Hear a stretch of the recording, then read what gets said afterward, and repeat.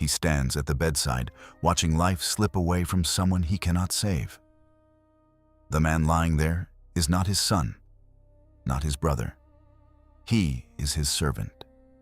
In Roman culture, servants were property, tools that could be replaced when they broke. But this Roman centurion is not standing there calculating replacement costs. He is standing there as someone who cares about a life that Roman society told him did not matter. The servant is paralyzed. The Bible tells us he is suffering terribly. We can imagine this Roman soldier has tried everything his world could offer. Roman medicine, local healers, military physicians. Nothing worked. The room smells of medicinal oils and desperation. Hope has become a luxury no one can afford. The servant's breathing is shallow. And now this centurion faces a choice that will require him to do something no Roman officer had ever done before. Something that could cost him his reputation, his career, his standing in a culture that did not bend to anyone. He is about to seek help from a Jewish rabbi named Jesus. But here's what most people miss about this story. This wasn't just about physical healing. This was about recognition, about understanding authority in a way that religious experts had completely missed. The decision he makes will demonstrate a kind of faith that will leave Jesus himself amazed. If this is your first time on this channel, subscribe and turn on notifications. We explore biblical stories that reveal truths about faith that often get overlooked. Because sometimes the most powerful lessons come from the most unexpected places. To understand what this Roman centurion was risking, we need to understand the world he lived in. Imagine 1st century Judea. Roman forces occupied the major cities. Roman law governed every transaction. The Jewish people lived under military occupation in their own homeland. The tension was constant. Jews resented the occupation. Romans viewed the locals with suspicion. A centurion commanded roughly 100 Roman soldiers. He was not someone who asked for favors. He gave orders. Others obeyed. Roman military culture was built on hierarchy, discipline, and results. You solved problems through force, strategy, and resources. You did not go outside the system for help. You certainly did not approach conquered peoples for assistance. But this centurion was different. The Bible does not give us his name, but it gives us details that paint a clear picture of his character. Luke's gospel tells us he had heard about Jesus. He had built a synagogue for the local Jewish community. The Jewish elders said he loved their nation and was worthy of Jesus' help. Building a synagogue was not a small gesture. It required significant personal investment, time, money, planning, coordination with local Jewish leaders. This was not typical Roman behavior. Most Roman officers saw themselves as occupiers ruling over conquered people. They lived in separate quarters, ate different food, worshipped different gods, kept their distance from local customs. This centurion had done something different. He had built relationships, shown respect, invested in a community that his own government had subjugated. We can speculate about his motivations.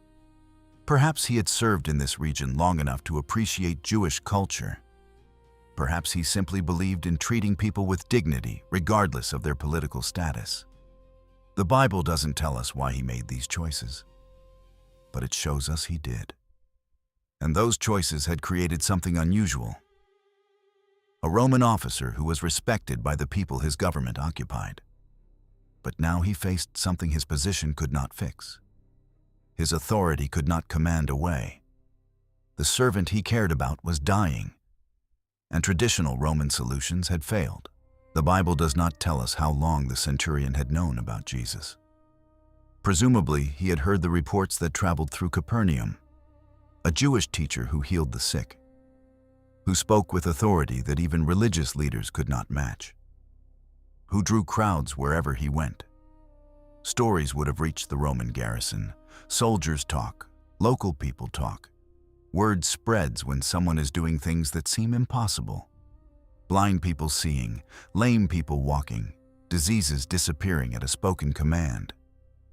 But hearing about miracles and seeking them for yourself are two different things. One requires no personal risk. The other requires you to step outside everything your culture has taught you about where to find help. The servant was paralyzed and suffering terribly. The Greek word used suggests intense physical torment. This was not a peaceful decline. This was agonizing. Every breath was a struggle. Every moment brought fresh waves of pain. The Bible does not specify the exact condition.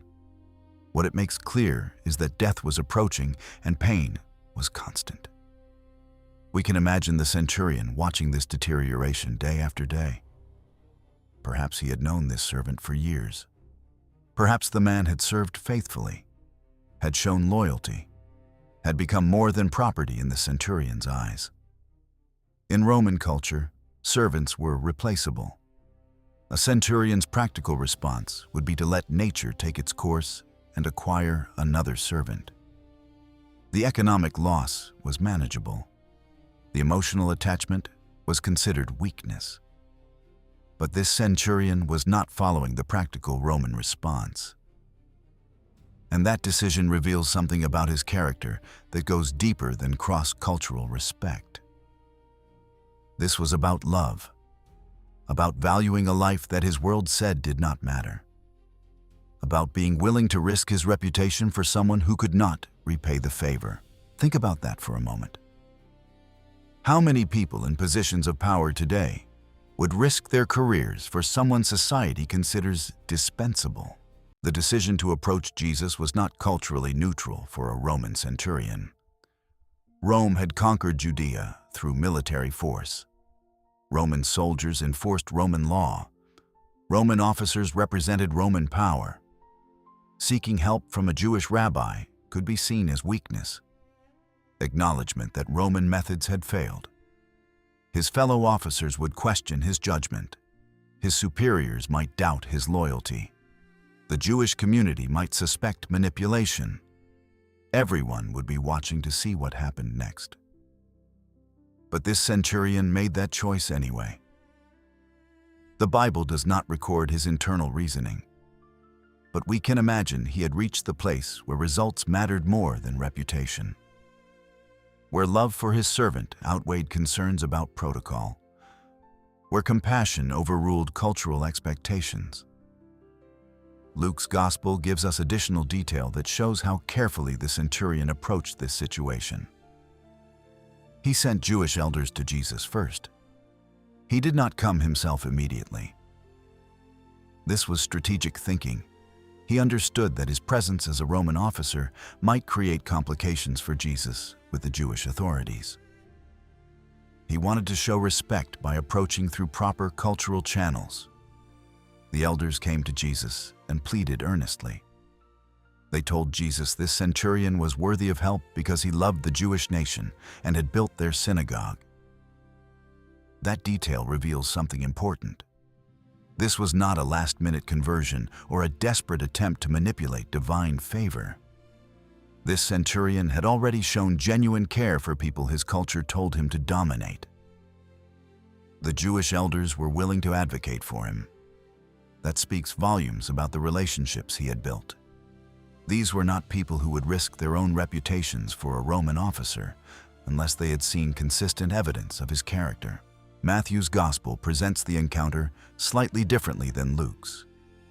Matthew shows the centurion approaching Jesus directly. Luke shows him sending messengers first. These differences likely reflect different stages of the same encounter, or different aspects the gospel writers chose to emphasize. What both accounts agree on is this: a Roman centurion sought help from Jesus of Nazareth, and Jesus agreed to come. Let that sink in for a moment. Jesus agreed to enter a Gentile home, to cross cultural boundaries that most Jewish teachers would not cross, to associate with someone the Jewish community might see as an occupier. This response itself was significant. It demonstrated that Jesus' ministry was not limited by the cultural barriers that divided his world. He was willing to help anyone who approached him with genuine need. Jesus did not ask about the centurion's religious background, did not require proof of conversion, did not demand that the centurion come to him. He simply heard about a need and moved toward it. But before Jesus reached the house, something unexpected happened. The centurion sent another message, and this message contained words that would amaze Jesus himself. According to Luke, the centurion sent friends with this message. "Lord, do not trouble yourself, for I am not worthy to have you come under my roof. Therefore I did not presume to come to you. But say the word, and let my servant be healed." Matthew records it as the centurion speaking these words directly to Jesus when Jesus was near his house. Again, both writers are likely capturing different moments in the same encounter. But the content of the message is what matters most. Here was a Roman officer, someone accustomed to respect and deference, declaring himself unworthy. Here was someone with authority over 100 soldiers asking for help with humility. The centurion's message continued with an explanation that revealed his understanding of authority. "For I too am a man set under authority, with soldiers under me. And I say to one, 'Go,' and he goes, and to another, 'Come,' and he comes, and to my servant, 'Do this,' and he does it." This was not just humility. This was understanding. The centurion was explaining that he recognized authority when he saw it. He lived in a chain of command. He gave orders to those under him. He obeyed orders from those above him. He understood how authority worked. And he was saying he recognized that Jesus operated with the same kind of authority. But Jesus' authority was over sickness, over distance, over the physical laws that bound everyone else. Picture this Roman officer trying to explain to his friends what he saw in this Jewish teacher. How do you describe divine authority to people who only understand human authority? How do you explain that someone can command healing the same way you command soldiers? The centurion understood something that many religious people missed. Jesus' words carried power. When Jesus spoke, reality responded. When he commanded, nature obeyed. When he declared healing, bodies changed. The centurion was not asking Jesus to use techniques or methods or treatments. He was asking Jesus to speak, to command, to exercise authority over the condition that was killing his servant. Jesus' response to this message is recorded in both Matthew and Luke. He marveled. The Greek word suggests genuine amazement. Jesus turned to the crowd following him and said, "I tell you, not even in Israel have I found such faith." This was a remarkable statement. Jesus had encountered many people in Israel, religious leaders who knew Scripture by memory, devout Jews who followed every law carefully, people raised in the faith of Abraham, Isaac, and Jacob. And Jesus said he had not found faith like this centurion's faith among any of them. He did not need explanations about how healing worked. He did not require guarantees about outcomes. He simply recognized power and asked for it to be exercised on behalf of someone he loved. Jesus did not need to continue to the house. He spoke the healing into existence from where he stood. Think about that moment. Jesus standing in the road, the crowd watching, the centurion's messengers waiting, and Jesus speaking words that would instantly transform a dying man's condition miles away. No physical contact, no laying on of hands, no elaborate rituals or ceremonies, just words, spoken with authority, released with power, crossing distance as if distance meant nothing. The messengers returned to the centurion's house and found the servant completely healed. Luke adds the detail that those who had been sent found the servant well. The healing was immediate, complete, accomplished across distance without physical presence or direct contact. The centurion had asked for exactly this. He had understood that Jesus' authority did not require proximity, did not need physical interaction, could command healing the same way the centurion could command his soldiers. And it happened exactly as he believed it would. Imagine that moment.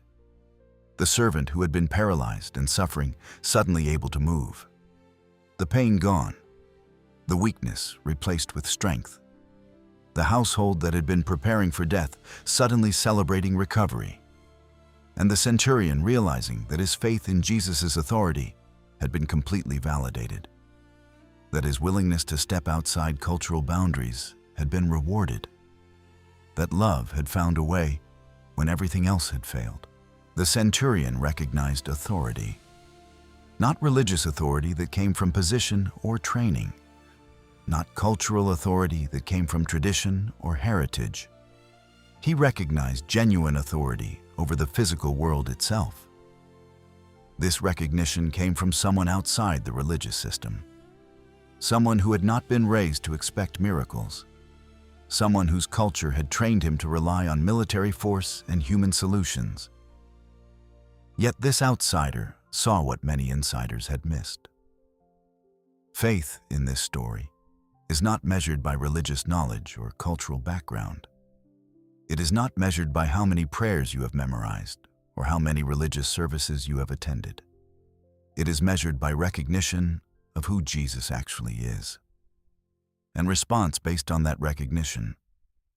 The centurion did not need to understand how Jesus could heal from a distance. He only needed to recognize that Jesus could, and act on that recognition. That is what amazed Jesus. Not theological sophistication, not religious performance. Simply accurate recognition of divine authority and trust that acted on that recognition. Think about the religious leaders Jesus encountered. They knew Scripture inside and out. They could quote prophecies about the Messiah. They understood Jewish law in detail. But many of them missed who Jesus actually was because their expectations got in the way of their recognition. The centurion had no such expectations to overcome. He simply observed what Jesus was doing and drew the logical conclusion. If Jesus could heal diseases with a word, then Jesus possessed authority over physical reality. If he possessed that kind of authority, then distance would not limit that authority. It was simple, direct, and completely accurate. This encounter reveals something profound about the nature of faith that transcends cultural and religious boundaries. The centurion was a Gentile, an outsider to God's covenant people, someone whose people had conquered and occupied the Jewish homeland. Yet Jesus said his faith exceeded anything he had found among God's chosen people. This points to a truth that runs through the entire biblical story. God's purposes are not limited by human categories or cultural boundaries. The faith God honors is not determined by background or heritage. It is determined by recognition of who God is and response based on that recognition. The centurion understood something about authority that many religious people missed. When Jesus spoke, reality obeyed. This reveals the nature of Jesus' identity in a way that purely religious encounters sometimes obscure. Jesus was not just a teacher or healer operating within human limitations. He possessed authority over the physical world itself. Authority that could command healing across distance. Authority that could override natural processes through spoken words. The centurion's faith was not based on religious teaching or cultural preparation. It was based on accurate assessment of what he was witnessing. He saw divine authority in action and responded appropriately. But there is something else important happening in this story. The centurion was interceding for someone else, someone who could not approach Jesus himself. someone whose life mattered to the centurion, even though Roman culture said it should not.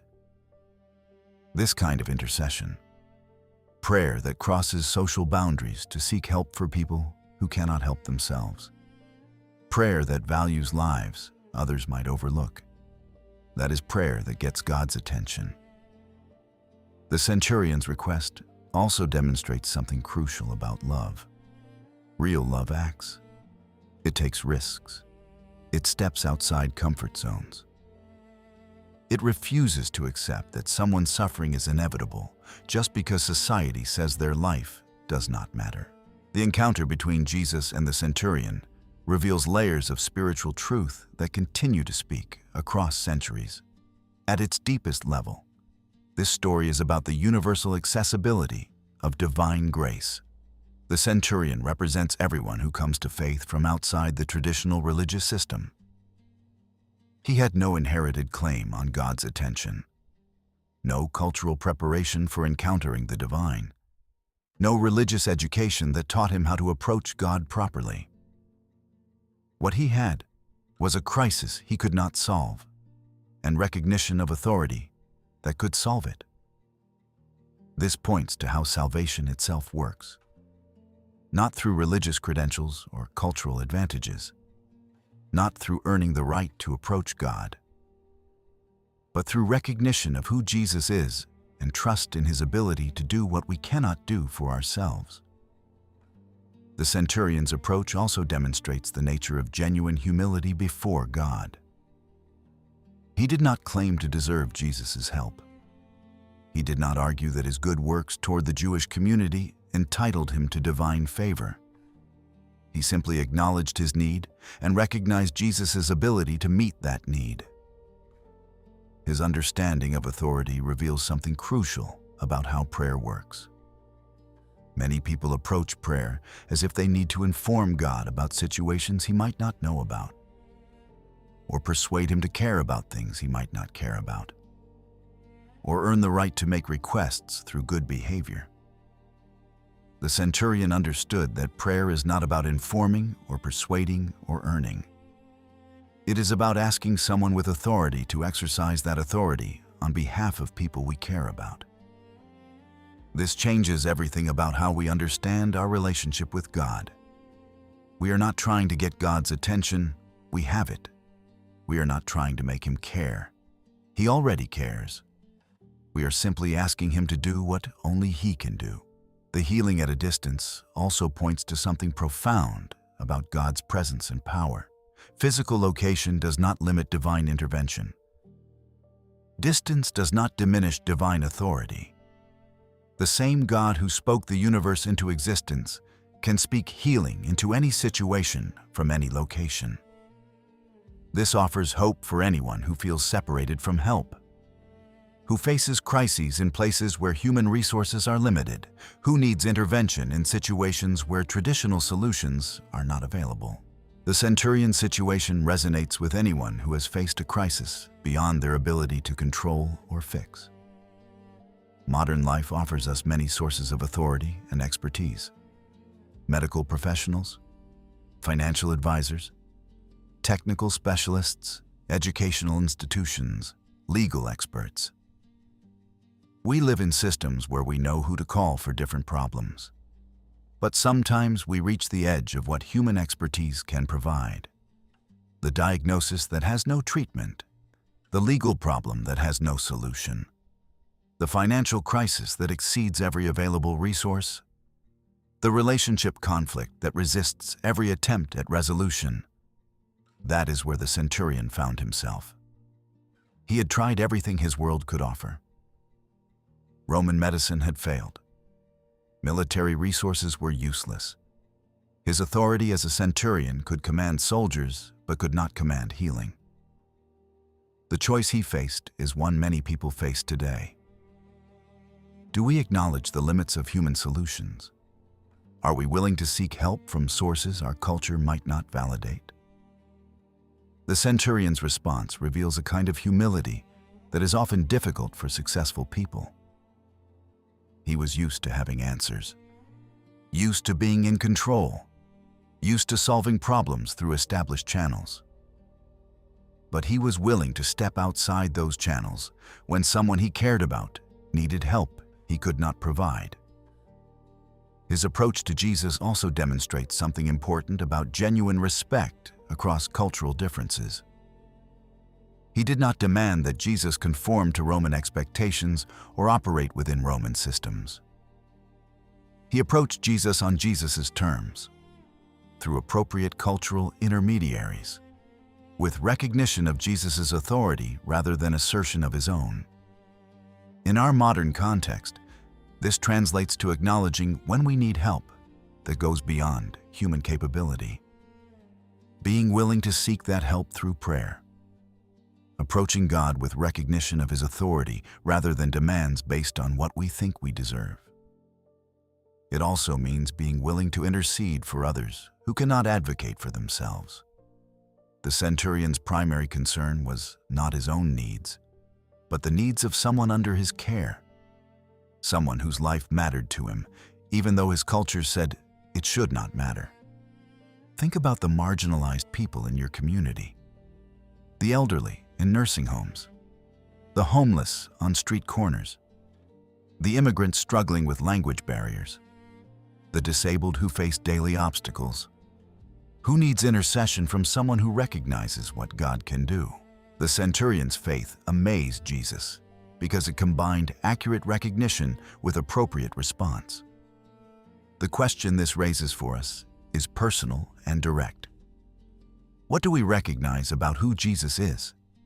And how does that recognition shape the way we approach him when we need help we cannot provide for ourselves? Many people today approach prayer the way they approach other human relationships, with negotiation tactics, with attempts to earn favor through good behavior, with uncertainty about whether they deserve attention. The centurion approached Jesus the way someone approaches genuine authority, with respect for that authority, with confidence that the authority could accomplish what he requested, without need to understand the mechanics of how it would happen. His prayer was remarkably simple. Say the word, and let my servant be healed. He was not trying to persuade Jesus that healing was a good idea. Jesus already cared. He was not trying to earn the right to make the request. His need was sufficient qualification. He was simply asking someone with authority over sickness to exercise that authority on behalf of someone he cared about. This suggests that effective prayer might be less complicated than we sometimes make it. Recognition of who we are addressing. Clear request for what we need. Trust that the response will be appropriate to the situation. The centurion also demonstrates something important about intercession. He was not praying for himself. He was advocating for someone who could not advocate for himself. Who in your life needs that kind of advocacy? Who needs intercession from someone who recognizes what God can do? Think about the people in your sphere of influence who are facing impossible situations. Family members dealing with illness, friends struggling with circumstances beyond their control, colleagues facing crises that human resources cannot solve. What would it look like to approach God with the same faith the centurion demonstrated? Not with uncertainty about whether God cares, not with negotiations about what we are willing to offer in return, but with simple recognition of divine authority and trust that this authority can address what nothing else has been able to fix. The centurion's example also challenges us to examine our own willingness to step outside cultural comfort zones for the sake of others. Are we willing to risk reputation for people society overlooks? Are we prepared to advocate for those who cannot advocate for themselves? What is your impossible situation? What crisis are you facing that exceeds every human solution you have tried? What loved one needs intervention that only divine authority can provide? The Bible does not tell us what happened to the centurion after this encounter. We can imagine he continued his military service. He likely continued building relationships with the Jewish community. This encounter probably changed how he understood the world and his place in it. What we know for certain is this. In a moment of crisis, he recognized divine authority and trusted it completely. And that recognition and trust accomplished what all his human resources could not. The servant who was dying was healed instantly. The centurion who had exhausted every option discovered that there was one more option available, an option that required him to step outside his cultural comfort zone and acknowledge authority. His training had not prepared him to understand. Jesus said he had not found faith like this even in Israel. That statement carries weight across centuries. It suggests that the faith God honors most highly is not always found where we expect to find it, not always displayed by the people who seem most qualified to have it. Sometimes it appears in the most unlikely people, in the most unexpected circumstances. A Roman centurion who loved his servant enough to risk his reputation, who recognized divine authority when he encountered it, who trusted that authority to do what human authority could not. The healing happened exactly as he believed it would. Not because his faith was perfect, but because his faith was placed in someone whose authority was real and whose power was sufficient for what was needed. If you are facing something today that exceeds every human solution you have tried, if you have reached the end of what your resources and connections and expertise can provide, this story suggests there is still somewhere to turn. Not with demands based on what you think you deserve, not with negotiations about what you are willing to offer in return, but with recognition of divine authority and simple trust that this authority can address what nothing else has been able to fix. The centurion's servant was healed from a distance through words spoken by someone he never met, because someone who loved him understood who to ask and how to ask. That same authority has not diminished across the centuries. The same Jesus who marveled at the centurion's faith is still present, still exercising authority over situations that seem impossible, still responding to recognition and trust.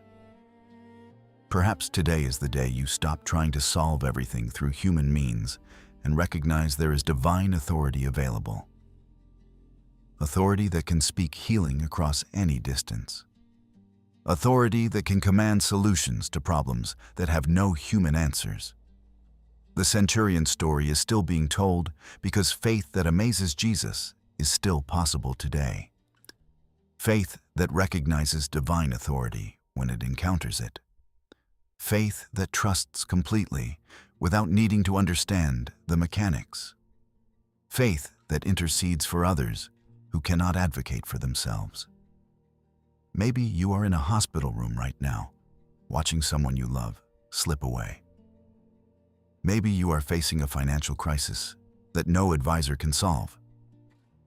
Maybe you are dealing with a relationship that seems beyond repair. Maybe you are watching someone struggle with addiction, depression, or circumstances that seem hopeless. The centurion's faith offers a model. Recognize the authority that exists beyond human systems. Trust that authority completely. Ask for intervention on behalf of people who matter to you. And wait for results that exceed your expectations. If this story connects with something you are facing right now, I want to hear from you. Leave a comment below describing your situation. Sometimes sharing your struggle helps others who are walking through similar circumstances. And sometimes the support of people who understand makes the waiting easier. If this exploration of the centurion's faith was helpful, please like this video. Your likes help others find stories like this one. Subscribe to the channel and turn on notifications so you never miss these biblical accounts that reveal truths about faith that often go unnoticed. And if someone you know is in a situation that feels beyond human help, share this story with them. Not as a guarantee of specific outcomes, but as a reminder that divine authority still exists, still responds to genuine faith. The centurion demonstrated that faith is not about having all the right religious credentials. It is not about perfect understanding or flawless performance. It is about recognizing who Jesus is and trusting him to do what only he can do. That kind of faith amazed Jesus then. And that kind of faith can still amaze him today. The question is not whether you are qualified to have such faith. The question is whether you are willing to recognize divine authority and trust it completely. The centurion's story is still being told because stories like his are still happening. In hospital rooms where doctors have given up hope. In courtrooms where justice seems impossible. In homes where relationships appear beyond repair. In situations where human resources have been exhausted and only divine intervention remains. Perhaps the next story of faith that amazes Jesus will be yours.